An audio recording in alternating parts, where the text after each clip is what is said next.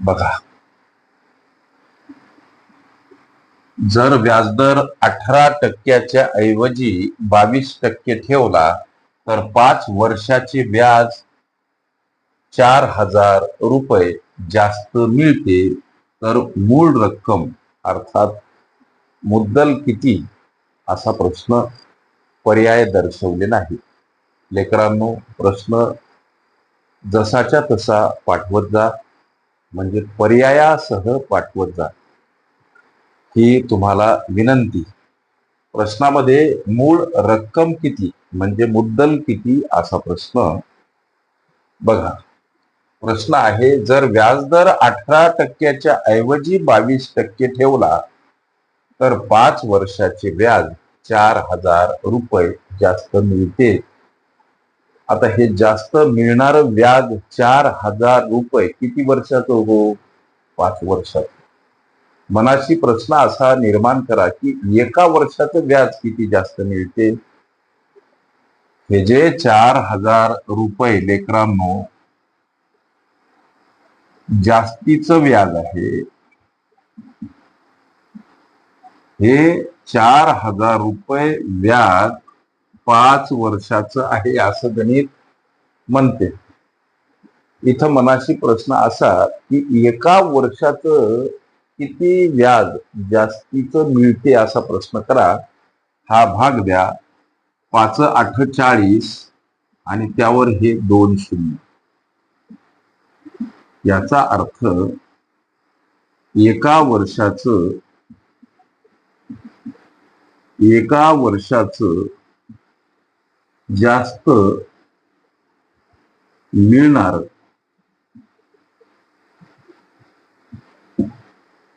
व्याज बराबर 800 रुपये. आता ह्या प्रश्नाला रूपांतरित करा. जर व्याजदर 18%च्या ऐवजी 22% ठेवला तर एका वर्षाचे व्याज 800 रुपये जास्त मिळते, तर ती मूळ रक्कम म्हणजे मुद्दल किती. आता उत्तराप्रत पावलं. लक्ष द्या, इथं व्याज दरातील फरक म्हणजे वजाबाकी बराबर एका वर्षामध्ये मिळणाऱ्या व्याजातील फरक,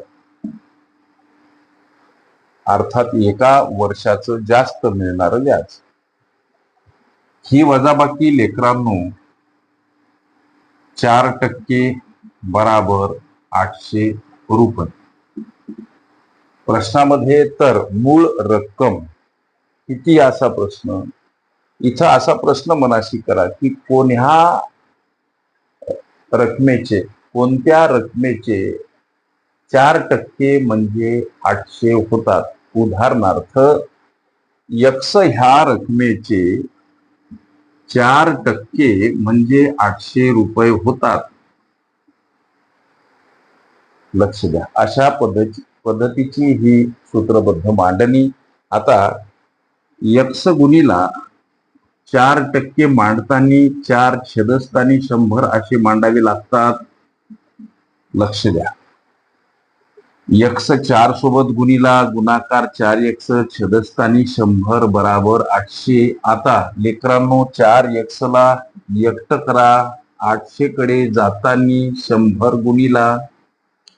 लक्ष द्या, X ला एकटं करा, 800 गुणीला 100 कडे जातानी 4. आता भागीला आणि हा भाग लेकरांनो 25 न जातो. लक्ष द्या, म्हणजे X बराबर काय, तर 800 गुणीला 25. X बराबर काय, X बराबर 800 गुणीला 25.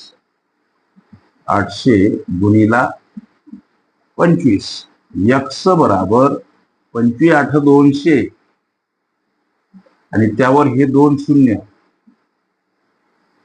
X म्हणजे ती रक्कम कोणती, यासाठी वापरलेलं गृहीत धरलेलं चलपद. तर मूळ रक्कम कोणती, 20,000 हे या प्रश्नाचं उत्तर. प्रश्न विचारत असताना प्रश्न पर्यायासह पाठवा. ओके. सरळ व्याज, चक्रवाढ व्याज ही माझी प्लेलिस्ट अवश्य बघा. त्यामध्ये विविध स्पर्धकांनी विविध अंगांनी विचारल्या संभाव्य अशा असंख्य प्रश्नांचा सराव तुम्हाला करता येईल. गणितासंबंधी कुठलाही प्रश्न असो, गुगलवर टाईप करत असताना गणित बुद्धिमत्ता सिंपल ट्रिक्स बाय वाक्सर असं मांडायला विसरू नका. प्रश्न सापडेलच अशी ग्वाही देतो. जर का नाही सापडला तर ह्या माझ्या नंबरवर पाठवा. त्या प्रश्नाचं निरसन तात्काळ केलं जाईल. ओके.